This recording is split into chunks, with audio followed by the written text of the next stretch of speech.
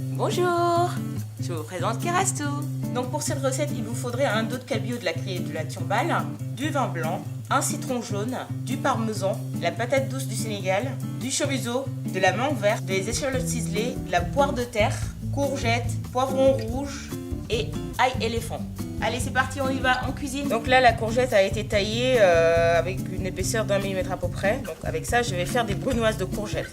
Ensuite, on va tailler la poire de terre à la mandoline. On va tailler la mangue verte à point en brunoise aussi.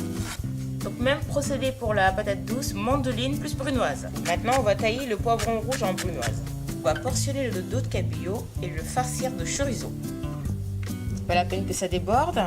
Après la farce, ne pas oublier d'assaisonner le dos de cabillaud avec de la fleur de sel de Guérande aux 9 épices, fait par mes soins. Mais la recette elle est secrète. Pour le cabillaud, on va rajouter un petit filet d'huile d'olive extra vierge. Une fois que la poêle est chaude, on va déposer les filets tout doucement. On va les laisser cuire à peu près 3 minutes de chaque côté.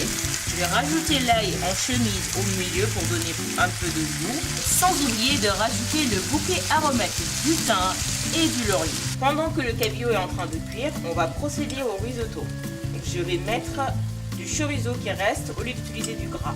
Ensuite, je rajoute les échalotes ciselées, les poivrons rouges. On va déglacer le tout au vin blanc. Au lieu de rajouter la fleur de sel aux 9 épices, pendant ce temps, je n'oublie pas de surveiller la cuisson du poisson. On va laisser évaporer le vin blanc. On va rajouter le reste des ingrédients, les courgettes, poire de terre et la mangue. On va la laisser là-bas parce que c'est pour apporter du croquant. Un filet de citron dans le risotto pour lui donner du peps. Maintenant, on va rajouter le parmesan. On va rajouter la mangue. La recette est terminée maintenant, on va pouvoir passer au dressage. On met un cercle dans le fond de l'assiette et là c'est parti. On va poser le dos de cabillaud sur le risotto. Ensuite on va rajouter le zeste de yuzu jaune.